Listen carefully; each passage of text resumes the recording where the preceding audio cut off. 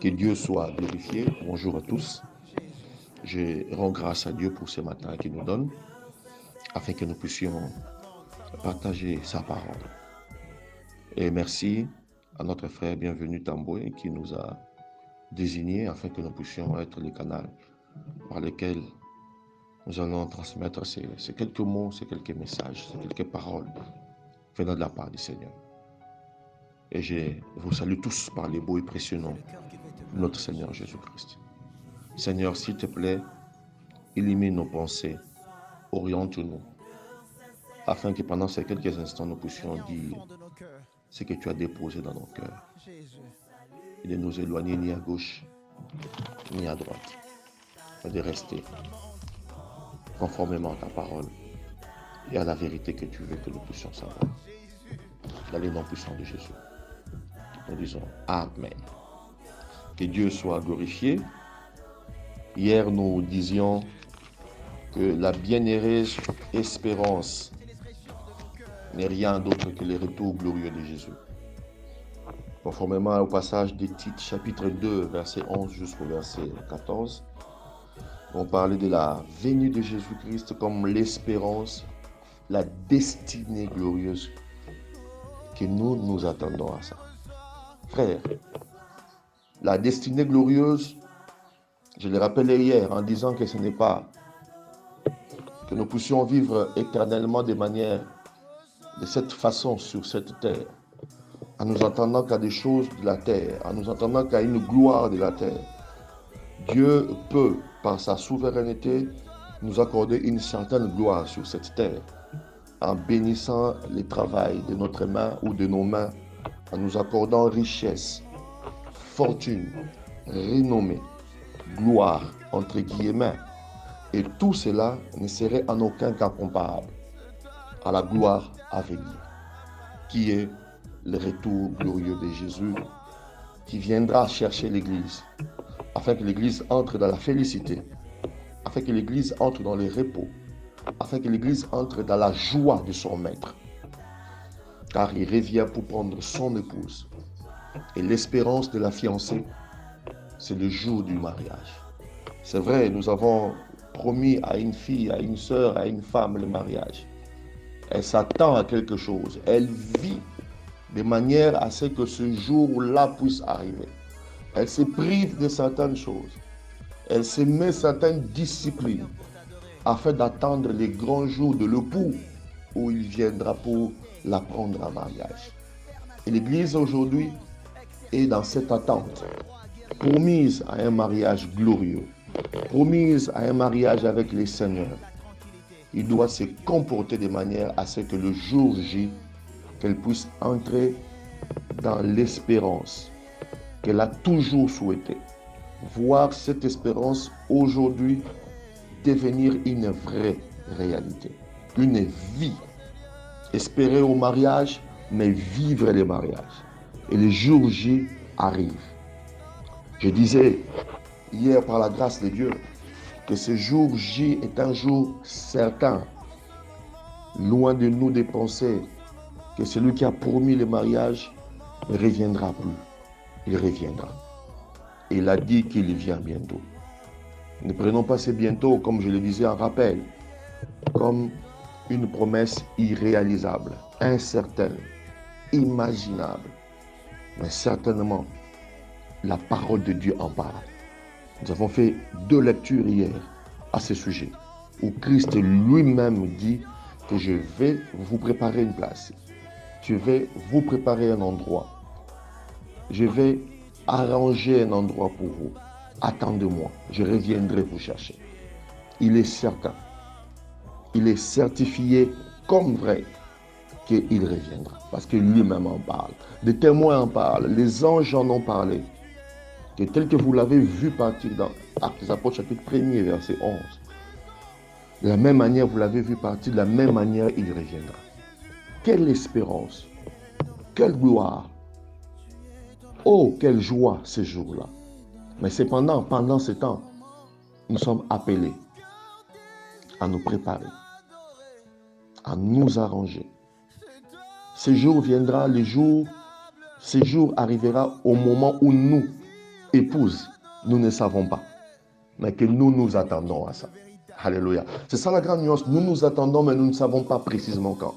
Et quand nous nous attendons à quelque chose, nous vivons conformément à ce que nous puissions, que la chose ne puisse pas nous surprendre.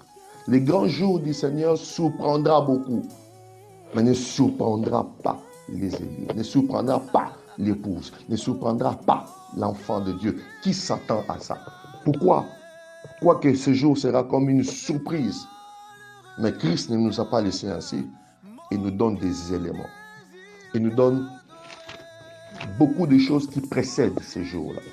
Il dit dans Matthieu chapitre 24, à partir du verset 4, Jésus leur répondit, prenez garde que personne ne vous séduise, car plusieurs viendront sous mon nom disant, c'est moi qui suis le Christ, et ils séduiront beaucoup de gens.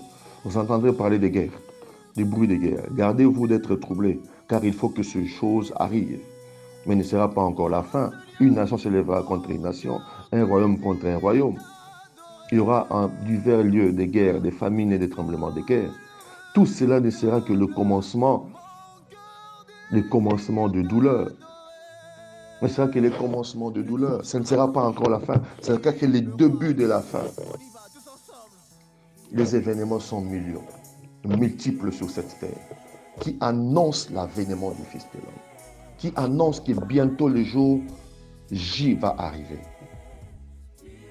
Prenons garde, afin que ce jour ne puisse pas nous surprendre comme le voleur surprend. Car quand le voleur surprend, on sort de la désolation. Je ne savais pas mouiller à qui il m'a pris. Mais si nous sommes prêts, le voleur ne saura jamais nous surprendre.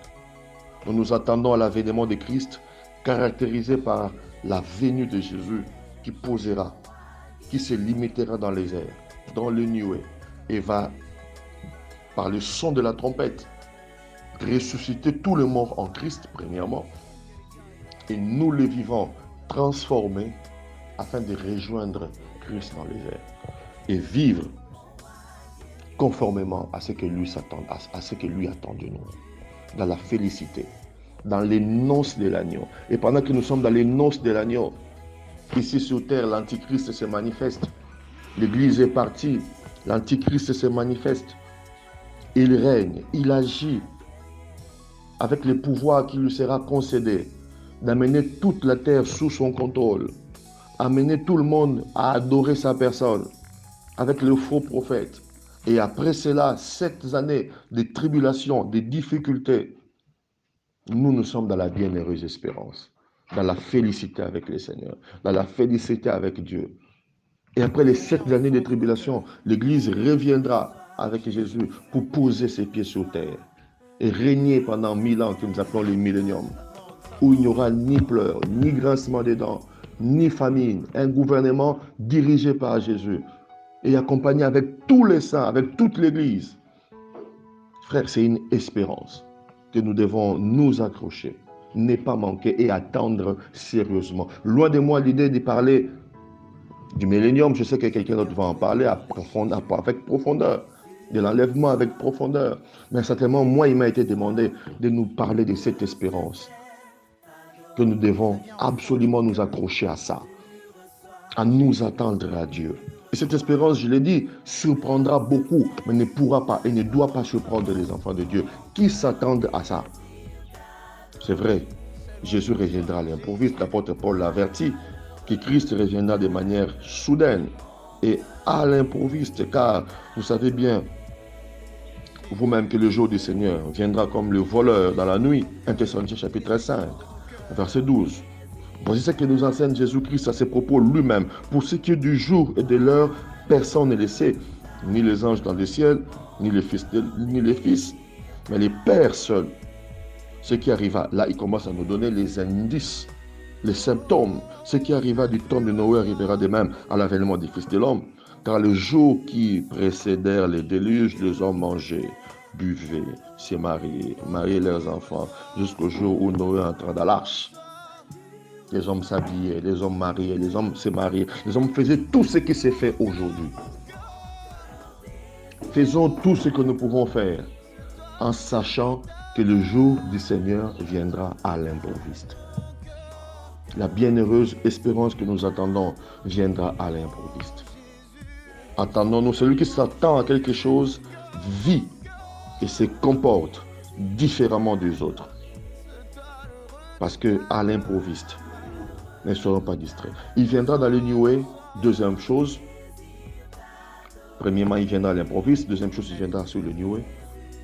Pour chercher les croyants, pour chercher l'Église, pour chercher les croyants, pas pour chercher tout le monde, pour chercher ceux qui ont reçu Jésus et qui marchent conformément à sa parole.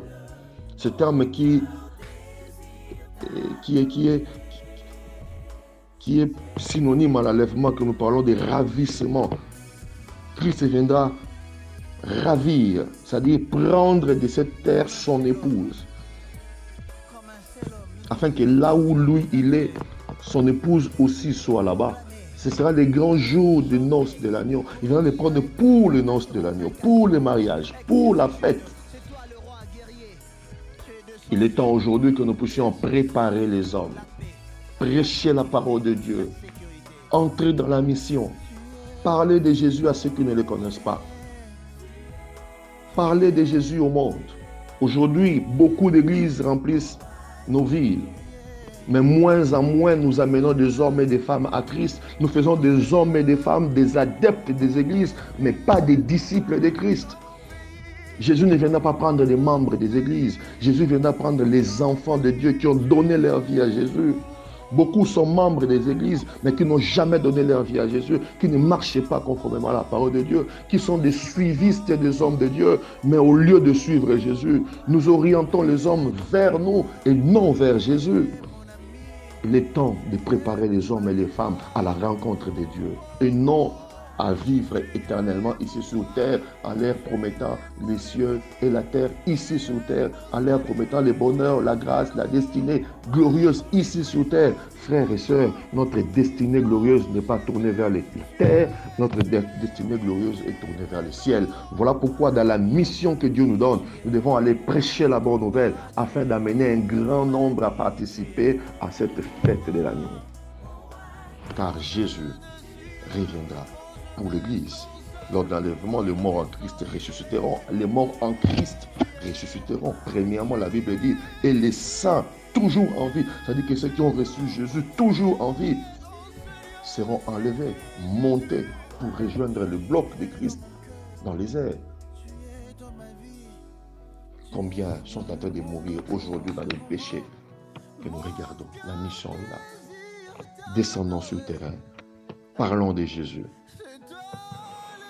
afin que nous puissions vivre la bienheureuse espérance, qui est le retour de Jésus dans les airs, premièrement. Et la deuxième phase, c'est quand il mettra ses pieds ici sur terre, avec les disciples, après avoir vaincu avec la guerre d'Armageddon. Et il va régner pendant 1000 ans. Et pendant ces 1000 ans, le diable sera lié et jeté quelque part. Voilà. Une des raisons principales de ne pas rater ces jours.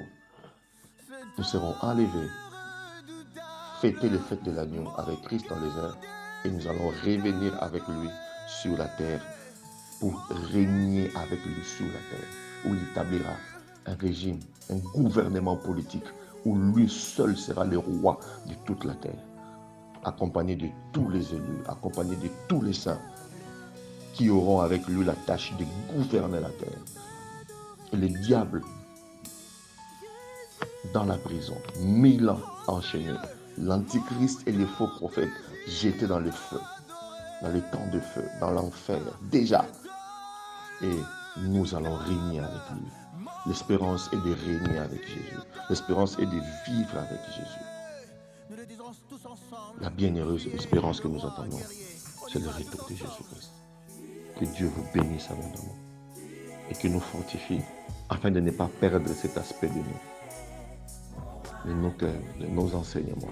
Chaque fois que nous parlons, chaque fois que nous prêchons, n'oublions pas que Jésus-Christ revient bientôt. Au nom de Jésus. Amen.